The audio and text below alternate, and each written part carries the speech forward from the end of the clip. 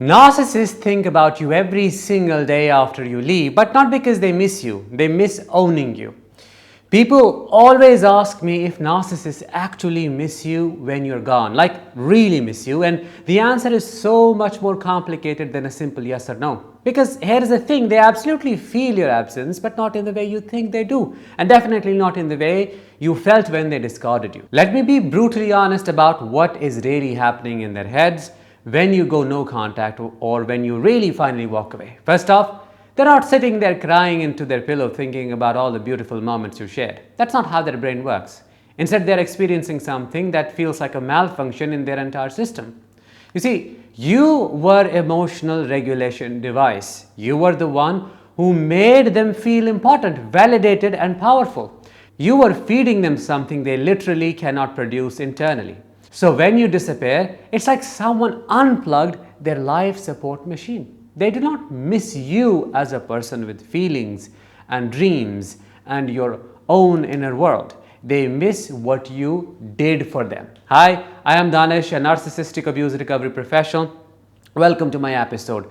The topic for today is proof that narcissist thinks about you every single day of their life.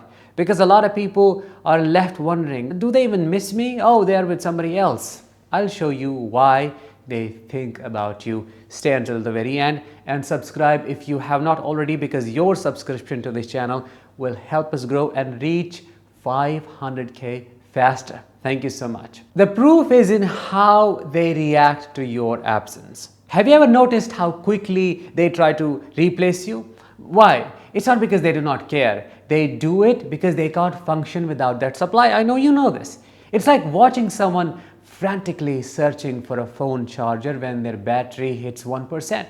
They are not thinking about the charger's feeling, are they? They just need the juice. But they hit rock bottom when they feel your absence as a personal attack on their reality. See, in their mind, you exist to serve their emotional needs. You leaving does not compute as the person has boundaries or this person deserves better. It computes as this person is deliberately trying to hurt me by withholding what is rightfully mine. This is why they cannot just let you go quietly. This is why you get the hoovering attempts, the flying monkeys, the sudden appearances at places they know you will be. They're not trying to win you back because they love you, right?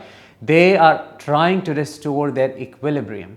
You walking away created a narcissistic injury so deep that they literally cannot focus on anything else until they feel like they have regained control. I have watched this pattern play out hundreds of times. The narcissist will tell everyone who will listen that they are so much better without you, that you were crazy or too much work. But their reactions tell a completely different story. They're checking your social media obsessively. They're asking mutual friends about you. They are dating someone who looks suspiciously like you or has your exact same career. The absence hits them in waves, but not emotional waves like you and I experience. It's more like withdrawal symptoms. They will have moments where they feel completely empty, purposeless, like they are floating in space with nothing to grab onto. But instead of recognizing this as a sign that they need to develop their own sense of self, they interpret it as evidence that you are the problem for leaving. What is so crazy and so particularly cruel is that they remember you most when they need something, when they are facing a crisis, when they need to be saved, when they need validation, when their current supply is not hitting the same way you did. That's when your absence becomes most acute to them. Why? Because you made them feel loved. You were really good at making them feel like the center of the universe. They will idealize you in retrospect, but it is a twisted kind of idealization. They will remember you as a perfect supply, which I called a customized supply in my earlier episode, rather than a whole human being. In their mind, you become this mythical figure who understood them completely and gave them exactly what they needed. Of course, they conveniently forget all the times they devalued you, criticized you, made you feel small because they have a compartmentalized way of thinking. The really messed up part is that your absence actually validates their victim narrative. In their retelling of the story, you become the villain who abandoned them in their need of time. They will craft elaborate stories about how they gave you everything and you just walked away. They genuinely believe these stories because believing anything else would require them to look at their own behavior. And you know how these people are. That is not happening ever. If you're trauma bonded, do not mistake their inability to forget you for love or genuine care.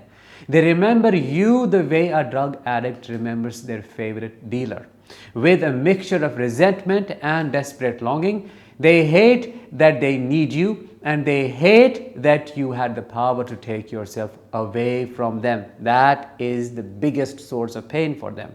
This is why no contact is so effective and so necessary. Every time you respond to their attempts to re-engage, you are essentially telling them that their strategy works. You are confirming that if they just push the right buttons, say the right thing, they can still access you. Your silence, absence, and your refusal to engage, that is what drives them absolutely crazy, because it is the one thing they cannot manipulate or control. The daily reality of your absence for them is like having a phantom limb. They keep reaching for something that is not there anymore. They will catch themselves starting to text you, or they will see something that reminds them of how you used to react to their stories. But it's not nostalgia, even though it looks like that. It is frustration that their favorite toy got taken away. And yes, they absolutely think about you every single day, especially in the beginning. But their thoughts are not, I wonder how they are doing, or I hope they are happy. No, their thoughts are, why did they think they could just leave me? And how dare they act like they are better than this relationship? The proof that they feel your absence is not in any grand gesture or heartfelt apology. It is in the fact that they can't seem to stop themselves from trying to get your attention, even when it makes them look desperate or crazy. It is in how they can't resist making little digs about you to mutual friends. It is in how they keep tabs on your life while pretending they have moved on completely. Your absence haunts them. Why? Because you proved that they are not as irresistible and powerful as they believed. You showed them that someone could see through their mask and choose to walk away. And that reality check follows them everywhere, every single day, like a shadow they cannot shake. For these reasons, I say their own doings are their biggest karma. You were their karma because you, without wanting to do so, make them realize how inadequate they are on their own. I hope you resonated with what I had to share with you today. Thank you so much for listening. I will talk to you in the next one. Until then, as always, let the healing begin and continue.